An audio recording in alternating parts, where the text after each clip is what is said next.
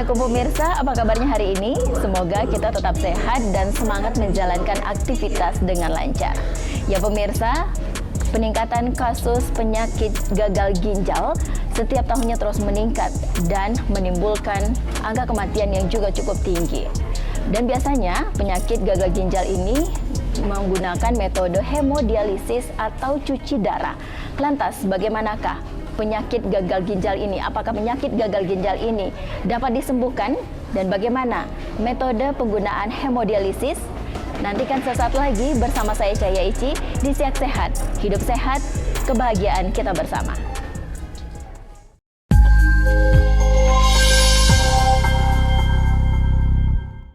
Ya pemirsa, Siak Sehat kali ini kita akan membahas penyakit gagal ginjal kronis dan hemodialisis. Dan saat ini saya sudah bersama Dr. Izwar, dokter spesialis penyakit dalam Rumah Sakit Umum Daerah Tengku Rafiaan Kabupaten Siak. Apa kabar nih dok? Alhamdulillah, ya sehat selalu. Sehat selalu ya dok, alhamdulillah. Nah dok, penyakit gagal ginjal ini yang juga penderitanya cukup tinggi juga di Indonesia ini dok. Bagaimana nih dok, angka kejadian penyakit gagal ginjal di Indonesia, khususnya juga di Kabupaten Siak? Ya. Terima kasih. Penyakit ginjal kronis ini kalau kita perhatikan dari tahun ke tahun itu bakal meningkat. Jadi itu merupakan sebuah penyakit yang sangat mengambil perhatian kita semua, bahkan menjadi pembicaraan di tingkat kesehatan dunia atau WHO, sehingga kita ada mengenal hari ginjal sedunia. Sehubungan dengan insidensi penyakit ginjal ini semakin lama semakin meningkat, dan prevalensinya juga bahkan diperkirakan kalau tidak dikendalikan dengan baik, bakal di tahun 2030 penyakit gagal ginjal ini menembus angka level di atas 200 juta di seluruh dunia. Sebagai kita ketahui bahwa penyakit gagal ginjal ini kan berawal adanya sebuah kerusakan daripada ginjal itu sendiri tanpa gejala, bahkan pada pasien ini artinya laju filtrasi daripada ginjalnya itu sudah terjadi kerusakan atau penurunan. Nah ini yang berakibat terhadap gangguan pada gagal ginjal itu.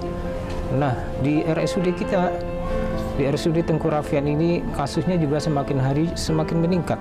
Bahkan bed daripada pasien itu dengan adanya rujukan hari ini itu hampir semua bed itu terpenuhi dengan penderita gagal ginjal. Nah ini yang perlu kita antisipasi, bahwa penyakit ini harus dipandang sebuah penyakit yang serius, tetapi bahwa yang perlu kita garis bawahi bahwa penyakit ini insya Allah bisa dikendalikan, ya.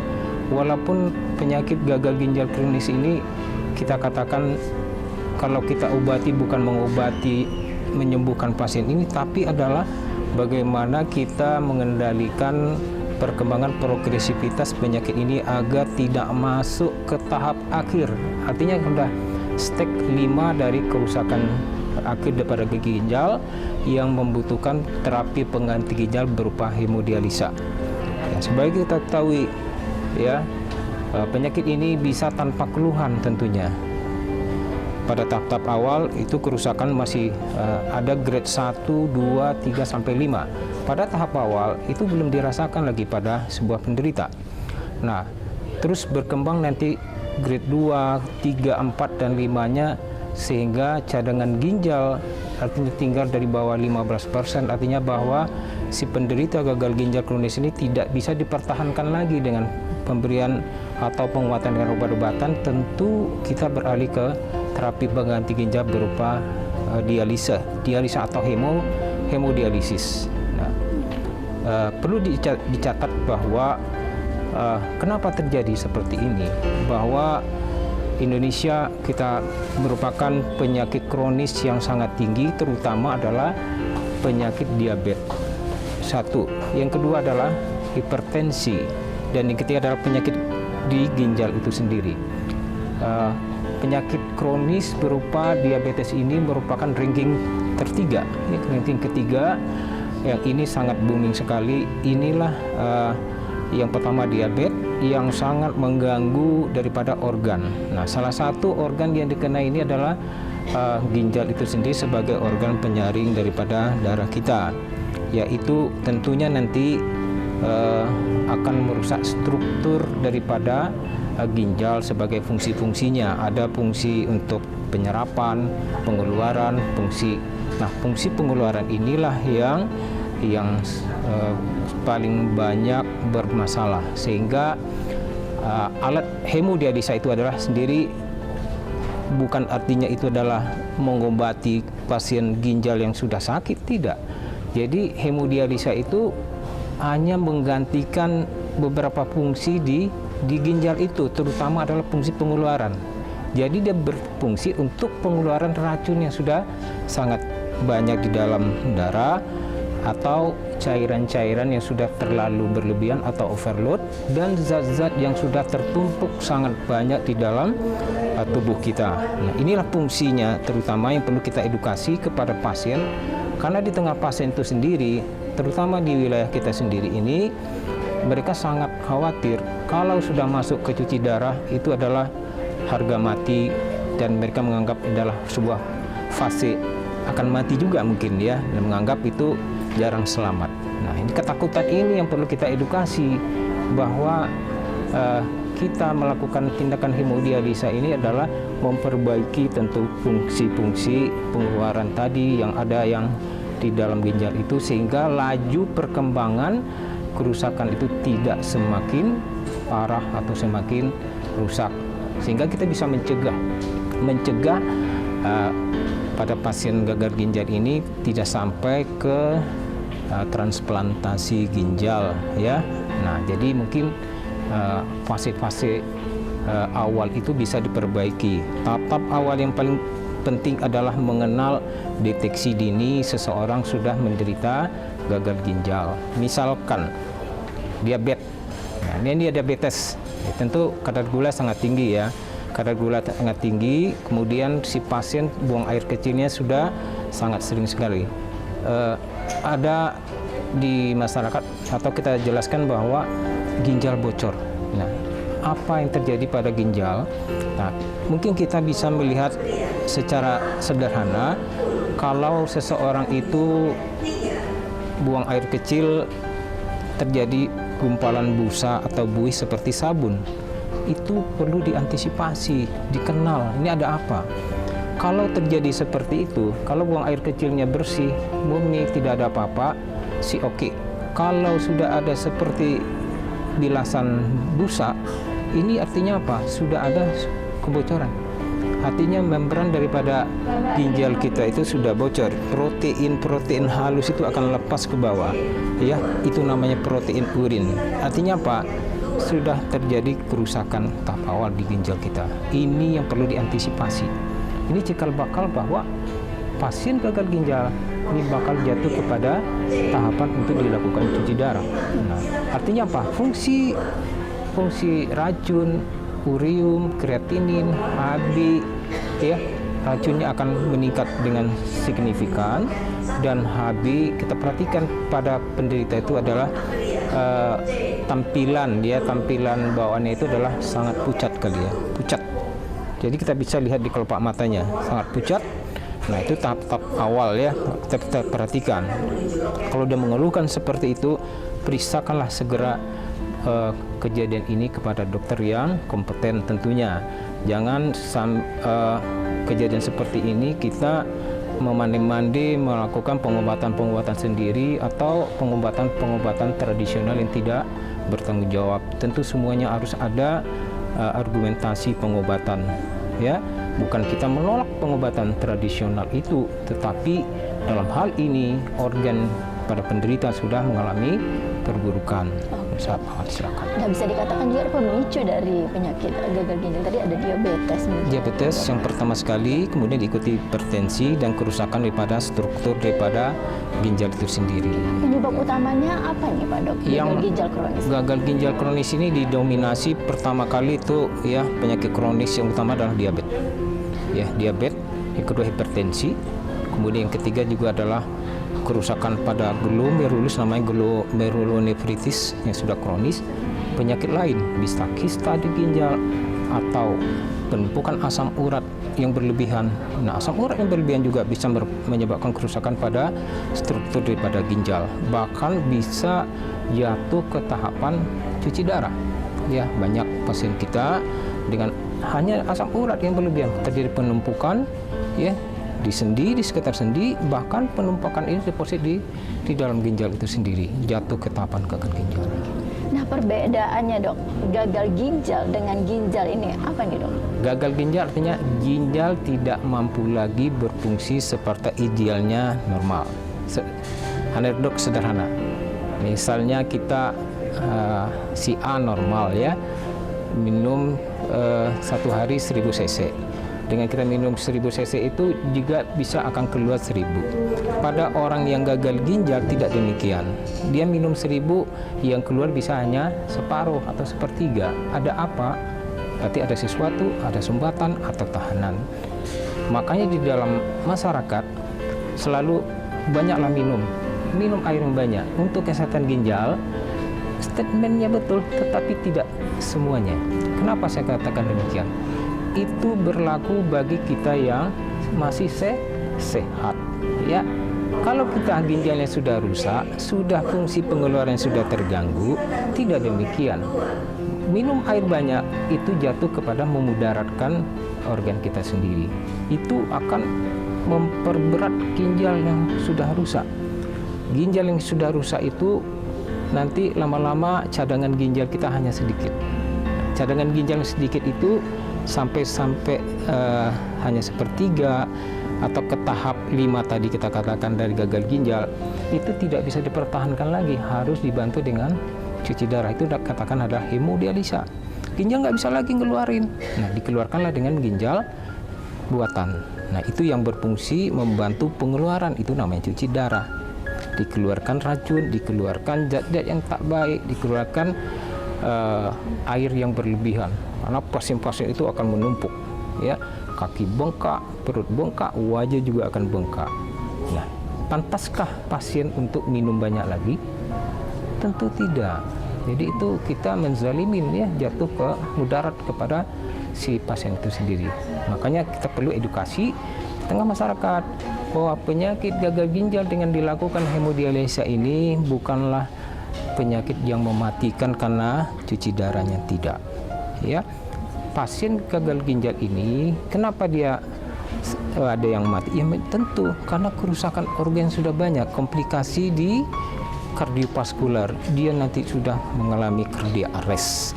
Dia akan masuk ke tahapan stroke. Nah, penyakit sampingan inilah yang nanti bermasalah ketika dia dilakukan perawatan karena sudah banyak komplikasinya. Jadi dia fatalnya bukan karena kita lakukan cuci darahnya, tapi akibat perjalanan komplikasi ke organ yang lain.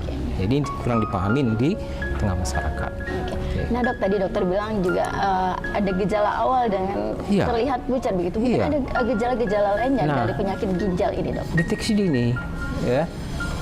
Gejala ginjal yang sederhana untuk tentu kepada masyarakat, ya.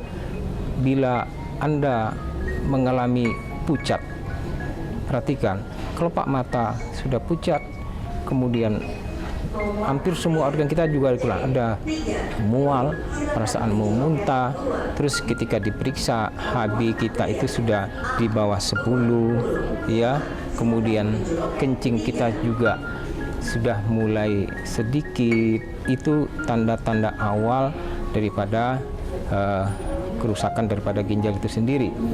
Jadi segeralah periksakan karena mata pucat ini sesuatu penyakit yang perlu kita evaluasi. Ini apakah penyakit ginjal kah atau penyakit kronis lain atau penyakit degeneratif atau penyakit keganasan atau kanker tentunya. Nah, penyakit gagal ginjal ini yang utama itu ya berawal dari seperti itu. Ya, pucat, nafsu makan tidak ada, mual, muntah, ya, HB-nya sudah lemah, dan ketika nanti diperiksakan kadar fungsi ginjalnya, urium, kreatinin sudah mulai meningkat, ya. Dan inilah tanda-tanda bahwa si pasien sudah perlu sangat kita perhatikan, dia masuk ke tahapan kerusakan ginjal. Nah, kerusakan ginjal itu bertahap dia. Tahap awal, tahap 2, tahap 3, 4, dan tahap akhir yang perlu jatuh kepada penanganan hemodialisa tentunya, ya. Nah, jadi ada pesan moral di sini. Penyakit-penyakit ini kepada masyarakat, hati-hatilah untuk melakukan pengobatan ke unit-unit kesehatan apapun. Kenapa? Obat-obat itu jangan berbahaya sekali apabila tidak cocok dengan fungsi ginjal kita yang sudah mengalami kerusakan. Termasuk herbal, termasuk obat-obat tradisional. Hati-hati, ya, bahwa ini berpotensi tentunya. Dan obat-obat sembarangan makan obat. Obat sakit kepala, kebiasaan sakit kepala, terus kita makan obat-obat sakit kepala, lama-kelamaan itu merusak ginjal kita bisa nanti terjadi pengecilan, contracted kidney. Kalau dilakukan USG nanti nampaklah ginjalnya sudah mengecil. Ini sudah tahapan penyakit gagal ginjal, salah satunya. Nah, juga tadi dokter juga sudah katakan penyakit gagal ginjal ini bisa dikendalikan, begitu ya. Insyaallah. Nah, nanti kita juga akan bahas nih bagaimana nih metode hemodialisis ini, Pak Dokter. Ya, pemirsa, nantikan usai jeda berikut di Siak Sehat masih bersama dokter spesialis penyakit dalam Rumah Sakit Umum Tengku Rafian Kabupaten Siak, Dr. Izwar. Sesaat lagi tetaplah bersama kami.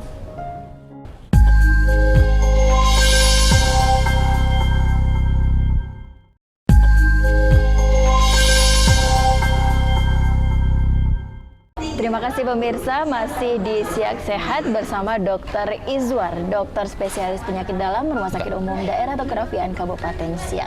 Nah, Dok, penyakit gagal ginjal ini apakah dapat disembuhkan nih, Dok? Dan bagaimana nih metode penyembuhan untuk penderita dari penyakit gagal ginjal ini? Bisa dijelaskan? Oke, baik.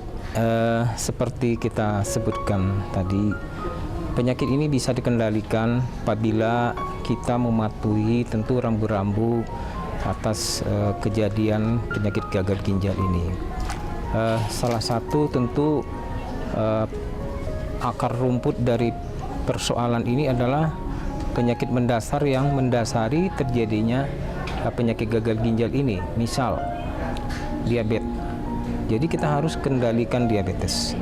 Begitu seseorang mengalami diabetes, dia memang harus kita lakukan edukasi, terus evaluasi dan monitoring terhadap perjalanan penyakit diabetes yang salah satu perjalanan penyakit diabetes komplikasinya adalah ke organ kita, itu adalah organ ginjal.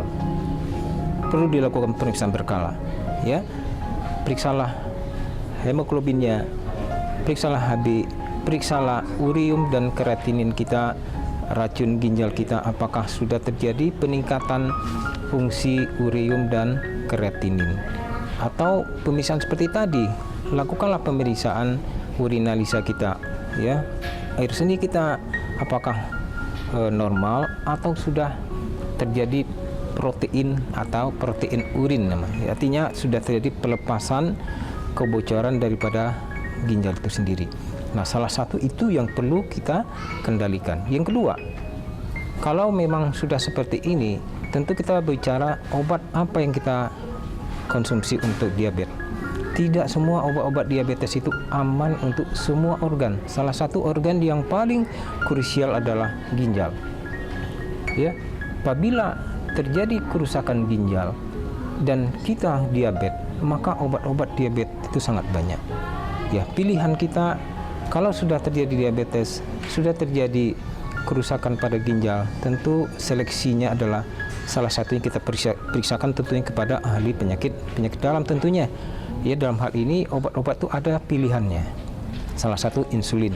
Insulin itulah yang salah satu obat yang aman ya untuk kejadian penderita yang gagal ginjal, dan ada beberapa obat-obat tentunya yang aman. Tidak semua obat-obat diabetes itu kita konsumsi untuk aman ginjal. Apabila sudah terjadi peningkatan fungsi ginjal tadi urium atau kreatinin, maka selektiflah, periksalah ke dokter Anda, carilah dokter yang kompeten dalam bidang ini, yang mana obat-obat ini aman untuk save kepada ginjal.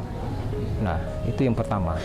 Yang kedua, kita tentu penyebab kedua yang paling banyak itu adalah tentu kita mengatasi hipertensi tentunya.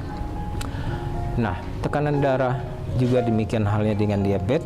Salah satu akibat nanti perjalanan hipertensi ini adalah juga akan mengganggu kepada ginjal kita. Nah, obat-obatan sangat penting untuk kita perhatikan. Tidak semua obat-obatan anti hipertensi itu ya aman untuk ginjal. Ya, apabila sudah terjadi kebocoran daripada ginjal, obat-obat hipertensi itu ada pilihannya. Diskusilah dengan dokter pilihan obat apa yang paling aman untuk kita. Jangan memandi-mandi, apalagi mengkonsumsi obat-obat tradisional yang tidak ada rekomendasi atau tidak ada argumen klinisnya. Itu salah satu. Yang kemudian masalah pucat HB kita rendah. Nah, ini kita harus koreksi, namanya anemia. HB yang kita harapkan kalau terjadi penderita gagal ginjal, kita sudah rekomendasi daripada Perhimpunan Ginjal Indonesia itu harus di atas 10 gram per desiliternya.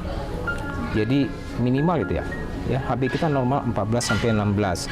Nah, pada penderita gagal ginjal tentu nih produksi HB kita akan menurun karena sudah terjadi kerusakan pada sistem produksi darah eritropoietin tentunya. Nah, jadi kita kembali kepada dokter, koreksilah ya anemia tadi, apakah dengan suplemen, obat-obatan atau transfusi darah. Jangan biarkan kejadian HB yang sangat rendah ini, itu nanti sangat berbahaya ya. Kemudian juga yang terakhir adalah nutrisi. Pada pasien gagal ginjal ini nutrisinya sangat menyedihkan ya. Sudah gagal ginjal ya, nafsu makan itu juga akan terjadi penurunan sangat signifikan ya.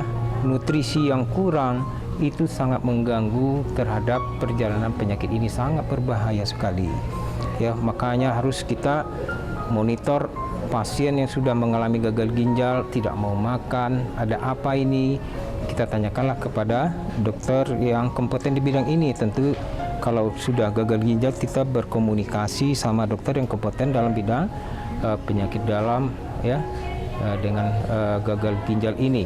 Tahapannya seperti itu ya.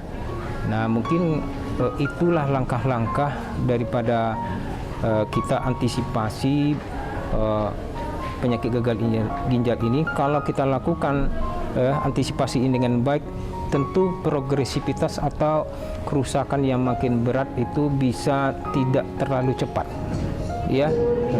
Bahkan kalau untuk kesembuhan ya, kalau Allah berkenan pasti sembuh, tapi dalam perjalanan penyakit ini dia akan terus progresif, tidak akan bisa lagi kembali. Itu satu ya. Jadi kita hanya menahan laju perkembangan penyakit ini ya. Dan alhamdulillah banyak kok pasien gagal ginjal ini yang sudah menjalani hemodialisa bertahun-tahun, bahkan 10 tahun, 15 tahun dan sebagainya. Apabila ya komplikasinya ini bisa dikendalikan, diabetesnya, hipertensinya, penyakit kronis lainnya bisa diatasi, insya Allah ya pasien ini bisa kita melakukan dengan dengan baik ya. Dan pasien juga tidak merasa ketakutan ya. Yang di mindset masyarakat itu hemodialisa adalah tindakan yang mematikan. Itu yang perlu kita lakukan edukasi di mana-mana. Jangan berobat. Ini tetangga saya kemarin cuci darah mati. Mati bukan karena cuci darahnya, tidak, tapi mati adalah perjalanan penyakit yang sudah banyak sekali ya. Nah, itu mungkin sebagai langkah-langkah kita di sini. Harapannya adalah bahwa dengan kita melakukan pengobatan, screening ya, pasien patuh, insya Allah penyakit ini bisa dikendalikan, tidak booming lagi, tetapi terjadi penurunan. Kita bisa lihat sendiri di dalam pelayanan hemodialisa, alhamdulillah pasien-pasien yang patuh menjalani edukasi, nasihat, disiplin, alhamdulillah dia bisa menjalani dengan santai ya. Sakit ya sakit, cuci darah ya cuci darah, kegiatan tetap seperti biasa. Itu artinya apa? Hidup nyaman, santai bersama hemodialisa ya, tetap semangat selalu. Nah, itu yang kita tebarkan kepada penderita. Tidak ada beda penyakit ini dengan penyakit lain. Yang penting kita sakit, kita berobat. Penyakit gagal ginjal insya Allah bisa dikendalikan untuk menjadi lebih baik. Nah, berarti bisa dikendalikan ya, penyakit gagal ginjal ini. Iya. Oke dok, sedikit mungkin berapa nih rentang waktu dari penyakit ginjal hingga ke gagal ginjal kronis? Rentang waktunya berapa nih? Iya. Ketika pertama kali seseorang sudah ada tanda-tanda, makanya ada gagal ginjal, itu artinya apa? Gagal ginjal terjadi kerusakan pada ginjal, bisa tanpa keluhan, tanpa gejala, ya, atau dengan keluhan. Keluhannya apa? Terjadi laju filtrasi ginjal, laju penurunan ginjal itu. Kenapa? Darah yang dipompakan ke seluruh tubuh kita itu sekitar 25% yang disalurkan ke ginjal itu yang masuk ke ginjal itu hanya sekitar 120-150 cc per menitnya. Nah, disitulah kita monitor itu berapa penurunan laju filtrasi ginjal ini. Ada masih baik dia, baru nanti ada kerusakan awal ya, kemudian kerusakan yang tingkat 2, tingkat 3 sampai tingkat 5. Jadi relatif sih ya. Jadi bisa cepat, bisa juga agak lambat. Nah, yang penting bagi kita adalah ketika sudah ada tanda-tanda ini, maka kita perlu proteksi dini. Ya, penderita seperti ini, apakah penyakitnya, obat-obatannya, sehingga tidak cepat. Ya, kadang-kadang ada rentang 1 tahun atau sekian tahun itu akan sudah masuk seperti itu. Kadang-kadang tampilan seperti biasa, tidak ada keluhan, tetapi fungsi ginjalnya sudah sangat tinggi. Nah, dan kadang-kadang dirahasiakan sama pasien ini, kencingnya sedikit, dibiarkan saja padahal sudah masuk ke stage 2, stage 3. Nah, wajah pusat, saya bisa kerja dok, nggak apa-apa. Itu yang kita sangat sayangkan pada masyarakat. Langsung datang harus cuci darah, yang sewajarnya belum masuk ke tahap itu, tahap awal. Nah, oke dok, terakhir nih dok. Ya. Tips kesehatan nih dari dokter spesialis penyakit dalam nih, iya, penyakit gagal ginjal ini seperti apa? Oke, terutama pesan moral bagi kita adalah kepada tentu masyarakat, kepada pasien, kenalilah penyakit ini, bahwa yang kedua, penyakit ini bukanlah penyakit yang menakutkan. Penyakit ini bisa dikendalikan apabila kita bisa mengenali, berobat dengan baik kepada dokter yang berkompeten tentunya. Ya, apabila kita memang sudah masuk ke wilayah gagal ginjal, maka kita ya tidak perlu takut dan menakutkan seperti zombie, tidak. Ya, alhamdulillah pasien-pasien itu banyak yang sudah bisa dibantu dengan penanganan hemodialisa, karena tahapannya juga ada hemodialisa, ada peritoneal dialisa, ya, bahkan yang terakhir itu adalah steknya itu transplantasi, itu kan sangat jarang sekali ya. Jadi ada CAPD, jadi ada hemodialisa mandiri di peritoneum, itu bisa dilakukan secara mandiri juga. Nah, itu banyak alternatifnya, jadi jangan takut. Semuanya ya, kita pada pasien-pasien ini kita mengarahkan bahwa tindakan ini kalau kita istilahnya mengikuti dengan prosedur, insya Allah bisa mengurangi angka perburukan daripada ginjal itu sendiri. Mudah-mudahan ya dengan tip di sini kita bisa selalu terhindar dari kejadian gagal ginjal yang lebih parah lagi. Demikian saja dok. Oke, siap. Oke dokter Izwar, terima kasih sekali lagi nih saya ucapkan kepada dokter untuk bisa berbincang-bincang nih di program Siak Sehat kali ini Pak Terima dokter. kasih. Ya pemirsa, saya Caya Ici bersama dokter Izwar, dokter spesialis penyakit dalam Rumah Sakit Umum Tengku Rafian Kabupaten Siak, pamit undur diri. Dan pemirsa, usai sudah Siak Sehat kali ini, Anda dapat menyaksikan informasi lainnya melalui channel YouTube Kabar Siak dan Siak TV Official, serta fanspage Siak TV News. Siak sehat, hidup sehat, kebahagiaan kita bersama. Sampai jumpa dan selamat menjalankan aktivitas Anda kembali. Wassalamualaikum warahmatullahi wabarakatuh. Waalaikumsalam. Terima kasih, Dokter.